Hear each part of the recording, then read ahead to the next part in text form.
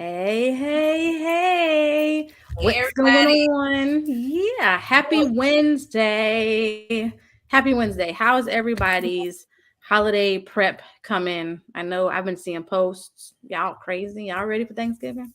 Y'all peopling or y'all still hiding away? Still got a week to go, but I'll ask you again next week. Okay, have an answer. Drop it in the comments. All right, so welcome back to another episode of Black Women in Business, the dirty truth.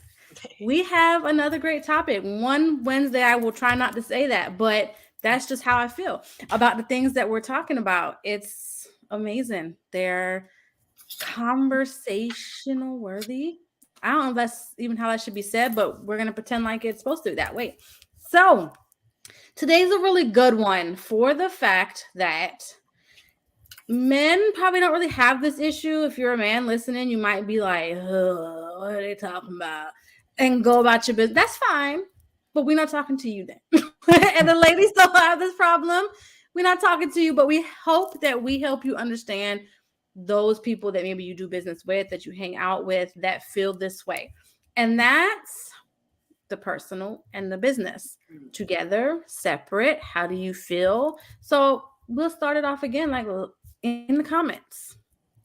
How do you feel about business and personal together, separate? What's your take on it? What kind of business person are you in business or as a consumer? If you don't run your own business, how do you feel about business owners that try to get to know you, want to be a part of your life instead of just give me your money, I'll see you next Tuesday? How you feel? How you feel about that? This is a good one because, like I said, ladies, we tend to be mother hen. We want to love on people, whatever our niche, whatever our business is, whatever our heart is. It's what we want to do. So this is where we're going. Get ready, engage. We're here for it. Let's go. Let's kick it off. Business and personal, ladies. What you got? So I love that you have mentioned a guy's perspective. So more recently, I was actually having a conversation with my husband, and like one of his, work colleagues was like, "Hey, let's go get a drink after, work or whatever." And he was like, oh, "Am I echoing? Hold on, let me turn me down." He was like, "Not to be rude, but I just want to go home to my wife." Like he's like, "We're not friends. Like we do business together, but we're not friends. So I'm not about to be hanging with you outside of work. Like, let's get our work done and let's move on." And I thought it was just funny because for me, and this kind of came up because even more recently, like we talked a little bit about the reality of business in general and then the structure of business that we're in. And what happens is you have turnover. I don't care what type of business you're in, you're going to have turnover. You're going to have people that are loving you, frequenting with you, and then they're going to leave, right? It's just transition, and that's why you keep flowing, right? And then you have, of course, people that stay loyal and stay around, but it just does get transitional. And so one of the struggles that I've had with this is like when I genuinely connect with somebody, like this is a type of business I get to choose who I work with, right? I get to choose who my customers are. I get to choose who my baseline is, right? And so I'm really like connected to these people.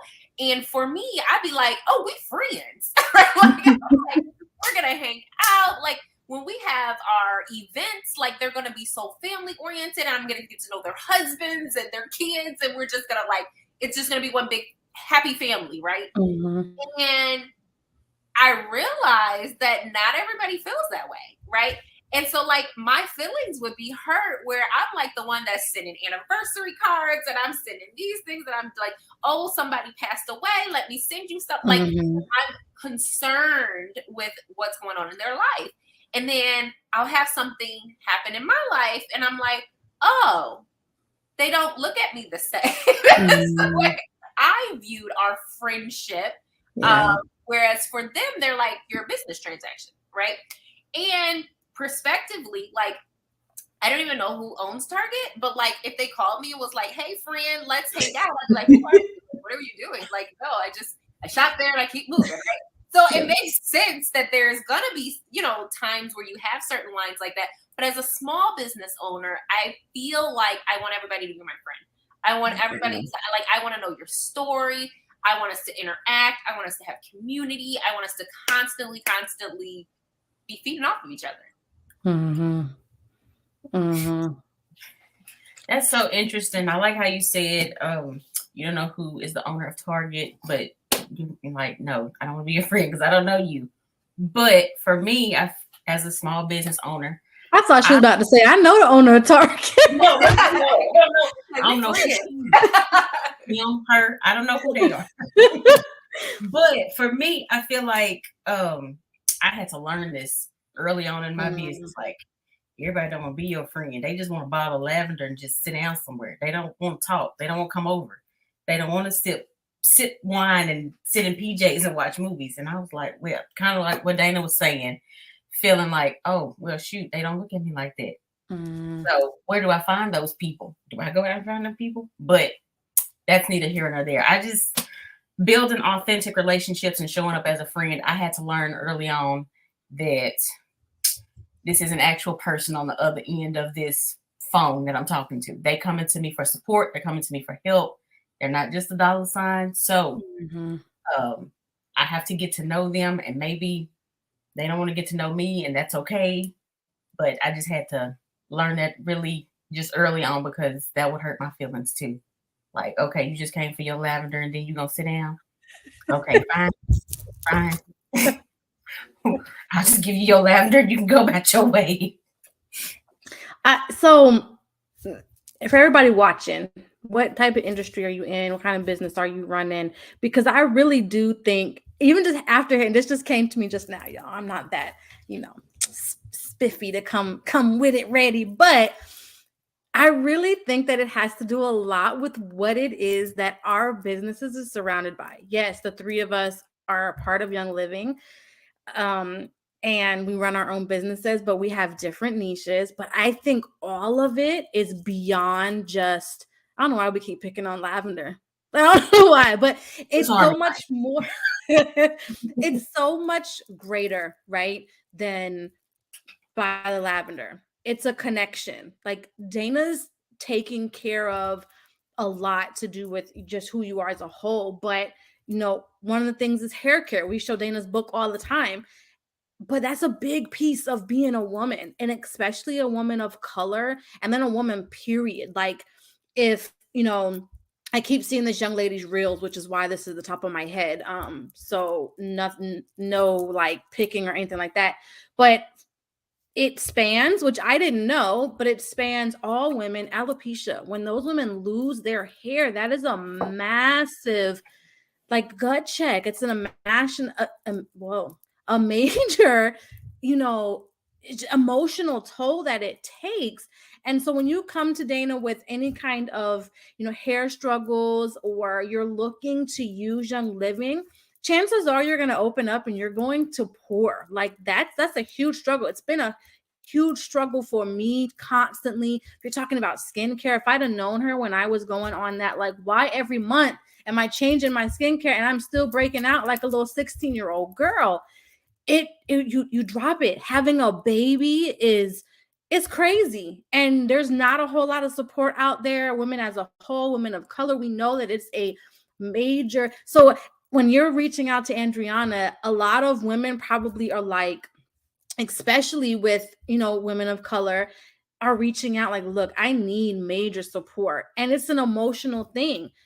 When I talk about self-care and the things that I've been through, it's emotional. So when people are booking calls or talking to me like, look, my kids, we're about to have a snap episode, it's heartfelt. And a lot about your customers, and they become family.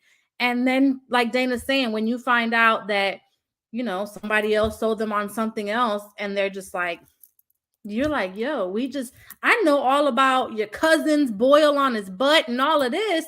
And you're like, and it was easy for you to break camp? Like, I know your business. What happened? And it is really hard. And to echo Andriana, I think for me, it had nothing to do with like friends, because I am one of those people that I look for a vibe. Dayna and I have talked on this in a few episodes where it's like you go into a room and you kind of have to catch it before you start mingling. But I like Dayna said, I get to pick my customers. I get to pick this oil family that I'm surrounded by because I'm not for everybody and everybody's not going to be for me. And that's one thing that I'm not sugarcoating because, again, I think this is a personal journey that you're going to go on with me. Hey, if you just want to turn on a diffuser and have your home smell good, I'm here for that too. But if you're genuinely invested in elevating your wellness and that self-care piece and that healing piece, you and I are going to have some intimate conversations, even whether it's by accident, by chance, or on purpose. We're going to end up having those conversations. So I'm not going to be dealing with somebody, for a lack of a better statement, who's going to wreck my nerves or is going to take me out of my character or break my peace. So if I bring you in, I'm like, Dayna, I love you, girl. Like, so why you did me like that? It hurts. But I had to learn, like Andriana said, in a different way with my husband when it comes to business, like going to people. Dayna's brought up MIB and having a networking place. And I'm just like, this should be easy. Like, I love you, babe, but I hate bouncing off ideas off of him because he's like, do it directly, just like this, just like this. And I'm like, but I should be able to go to you and tell you, like, look, you have a brand new space. You're trying to expand. I have this. It's going to bring women in. It makes sense to me. So why don't you get it? And he's like, well, everybody is not thinking that way. Not everybody's thinking like you. Not everybody is living for what can I get in 2 weeks, 10 years. It's more like, I want the money in my pocket today. And so I took that and pasted it to relationships. So now I'm just like, I'm a little stand back, but it does hurt my feelings because I'm like, that's not me. Like, I'm like, Dayna, I want to be your homegirl. I want to see you at convention and hug you, or put a retreat or a wellness trip together and we be there and we do the wine and pajamas and you feel comfortable. Yeah. I feel like too, and maybe you guys can speak a little bit more on this as well.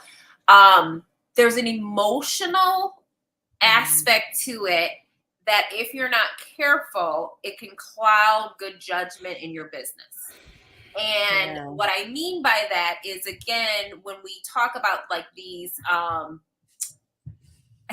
when we talk about things like making good, sound business decisions, if you're emotionally attached to maybe a person or emotionally attached to something, you might not make the best decisions. And I know in my business, I did that, right? Because again, I'm like, we're best friends. And this is what they say they're going to do. And I have faith because I can see the vision for them. I can see how much they are working. I can see that if they just stay the course, like they can get there. And I believe in them. But a lot of times I found that I believed in them more than they believed in themselves. And so they get that spurt of excitement and then they're like, I don't want to do this anymore. And then at that point, if you've made emotional decisions in your business that are tied around this person, now it makes that whole relationship get weird, right? Because you're like, I thought we were friends and emotionally I connected with you and I trusted you to do this because that's what you stated you were going to do. And then now they're like, well, I don't owe you anything because, right? Like I'm free to do whatever I want to do. And so then it kind of scars some of those relationships. So I would love to, if you guys have any, when it comes to that emotional connection, as well as making good, sound business decisions.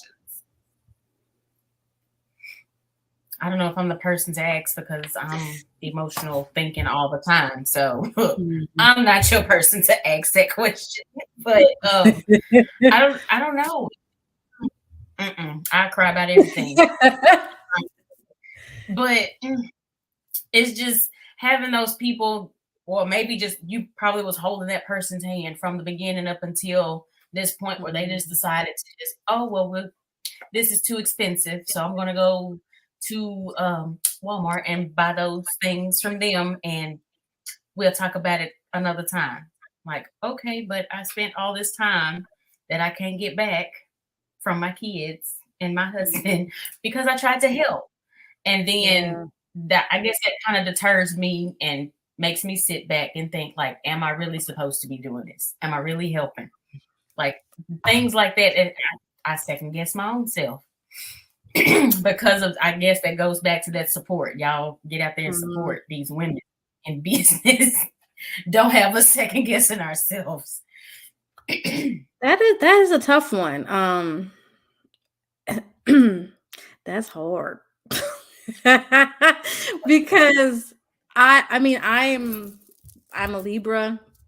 I'm super emotional. I do not hide that aspect. Like, Dayna said, she's 100, like all over, but I can be like, not me, not today. Like the little real thing is find somebody else because I'm not the one.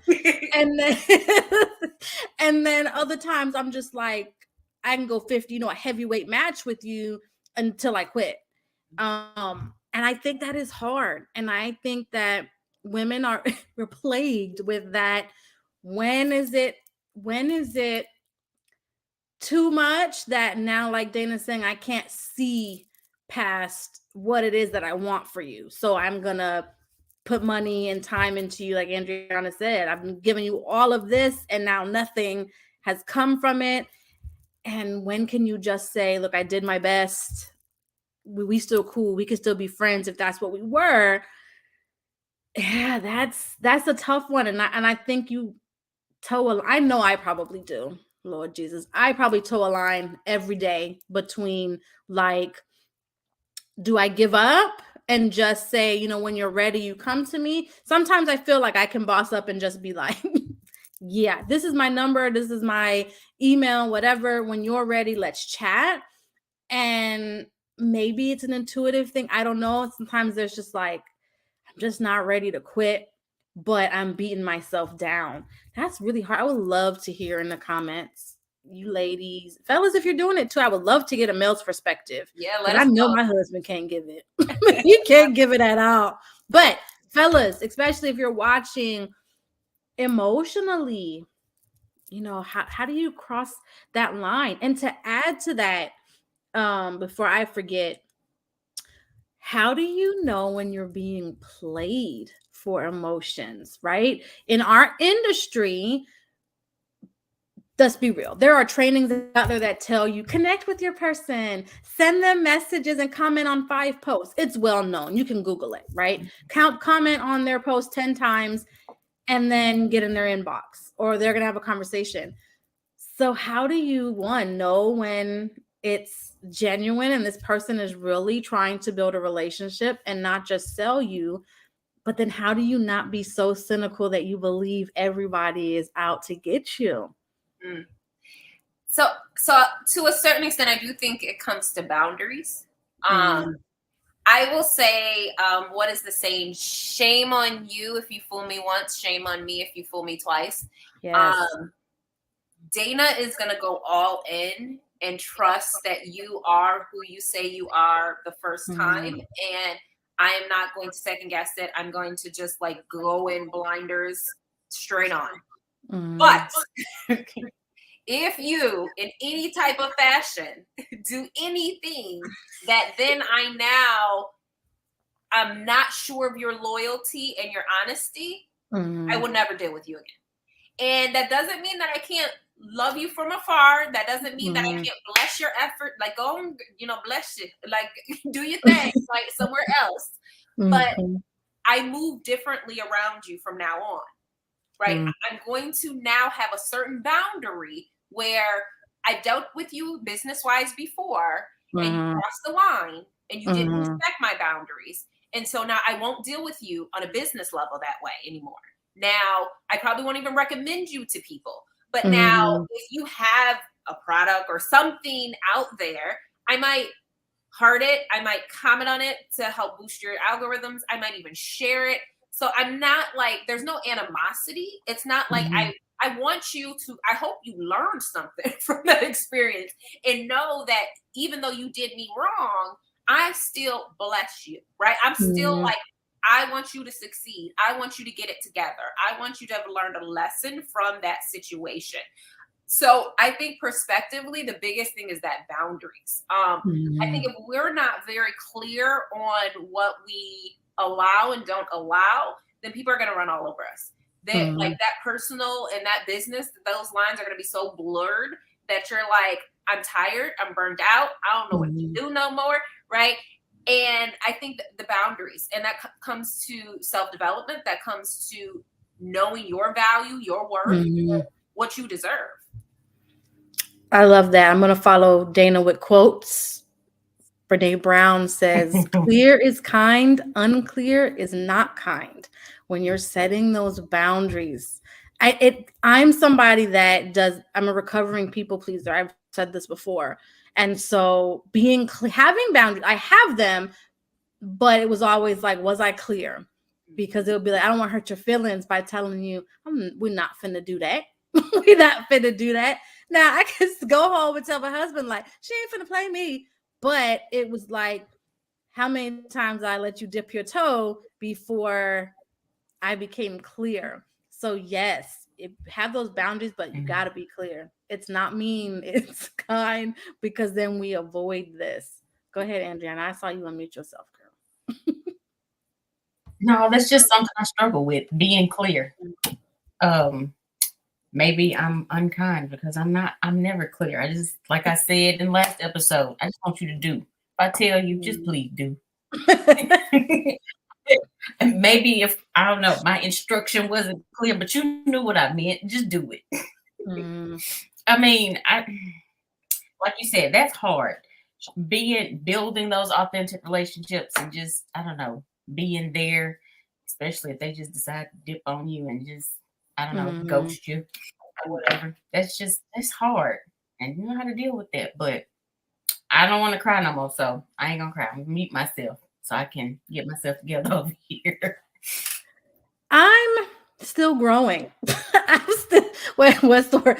I'm still maturing because in all jokes aside, because I have been burnt with that, I don't think I've ever had anybody try to have a relationship like in comments or like show up or see me out places or come to the PTO and be like, hey girl, and then swoop in and like hawk attack me. But I have had people even within the industry, but outside of our market, so to speak, that have jumped in, been like, hey girl, I see you're doing and you use, and I've got this. And then I have given you my boundary and you've been like, basically like, and I'm like, I'll have to snatch. And it's like, yo, so then because of that one experience, that was really hard.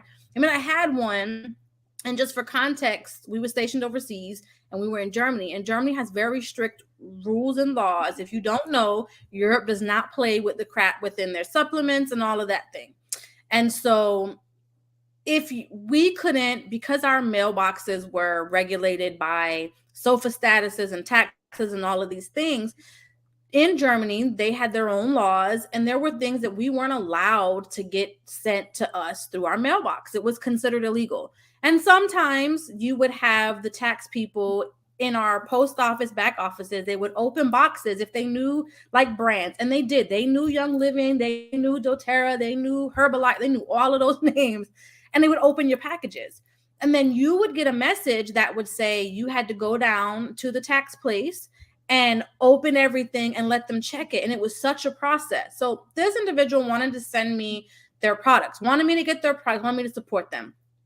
I knew a little bit about them and I already wasn't going there, but I'm like, give me your speech, give me your thing. Let's talk about it. And then they was like, well, we got this new product that I think is up your alley. And I tried to do some research and I couldn't find a lot of information. So I was like, give me the ingredients list. Because I was going to purchase it, have her send it to me. And if it was clean as I wanted it to be, I use it. I trial it. I'll help you out.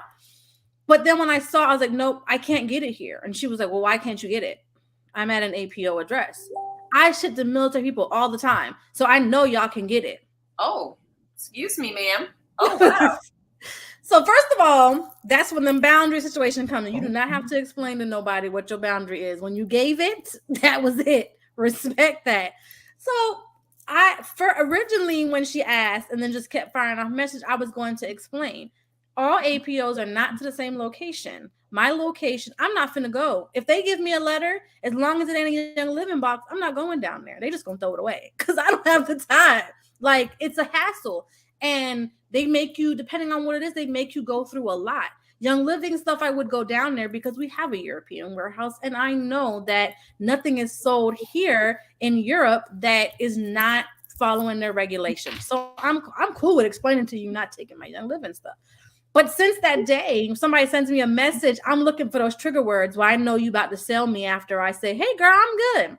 Yeah. And it's like, I feel bad because somebody could be genuinely trying to connect with me and genuinely like, let's have a collaboration. Let's support each other. But if you use certain words with me, I look at that thing like, why did I open it? Because now I have to respond. Or as Dayna said, I saw your little head pop up, so I know you saw it. It's just hard. It is very hard, especially when that is being sold as what we should do. But I feel like if you're not a personal person, then why do it? Because it is it's easy to read. Yeah. It's easy to read. And I think nowadays, more than anything, again, so once we have our boundaries and stuff like that, but I think that what is thriving is community. I think the last few years created, even the people that like, I love being at home, I'm very introverted, you know, they still appreciated the power of community. Yeah. So it's one of those things when it's like, you can't have it, then you appreciate it more.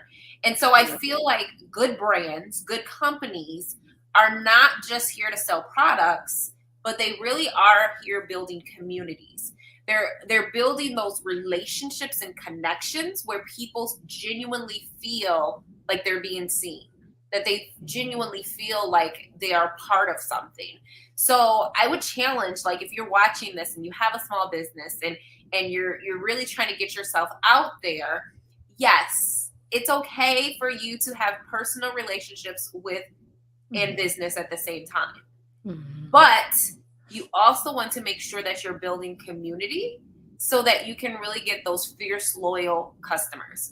Because fierce, loyal customers, not only do they want to buy from you, not only do they want to support you, but they also are telling everybody else, you need to be a part of this. Right? Mm-hmm. So they're bringing in people with you. They're doing the marketing for you. And I really think that's the difference between just having someone that, hey, this is my bestie and you know, I do business, versus this is somebody that I'm genuinely connected with and I've built that community. Yeah, I think that's for me. Community is huge. I think it's even more important to me sometimes than whatever it is you're doing business wise. I think that's a huge draw for me. And I mean, if this is your first time with us, we are all part of what we consider different teams. In our world, it's called cross-line friends. But I know for some people, it's like, I don't want to do that because they don't affect me at all. Like, we could sit here and have a whole conversation and sell you on amazing things, and we don't affect each other. But for me, it's like doing something with people that, you know, fill your soul's cup, regardless of, you know, where they're coming from, is so much more important to me than the other pieces. Yeah, for sure. It's huge. It is so huge. So, y'all, I got one more question in the comments. Andriana, I saw you unmute, so you can go. But question, are you somebody that likes an relationship, a personal one, with somebody you do business with, or do you prefer, like Dayna said, to just be transactional? You help me, you give me my fix, I pay you, and go about my business. Which do you prefer? And are you clear when you get involved with people? I would love to know. Go ahead, Andriana. No, I was just going to say that question the other day in the MIA chat about what community means to you. I mean, it goes back to that word of support. I mean, just support, and like-minded people coming together and just supporting one another. Like, how hard is it for everybody to think that way? And just, like they say, it takes a village to raise a child. I think it takes a village to build up a business, a small business. So, I mean, all that support in the community, I'm here for it. So support. again. Definitely a conversation for a whole other episode, because I know we could all go in, but I think a lot of that has to comes back around to scarcity. It's a scarcity mindset of it's not enough. So if I help you, what I got. But in the community, it stands that, right? Y'all, sounds like we got another episode coming y'all's way, and it will be a good one because anybody in business knows that feeling. All right, y'all, we would love to hear from you in the comments. We appreciate every single one of you that show up and hang out with us on these Wednesday evenings. For y'all who are sharing, we love and appreciate you. We're so much stronger together. Like Dayna said, it's community, it's support. You'll hear it echoed all the time, and it means so much, even outside of business. You can be here for anything else, even if you don't run a business, but still feel the love and support, because a lot of these topics transcend just being in business. They go into your personal life as well. We will see y'all next Wednesday, 6 p.m. Eastern, 5 p.m. Central, for another amazing conversation. Wish y'all an amazing Wednesday evening and a great week.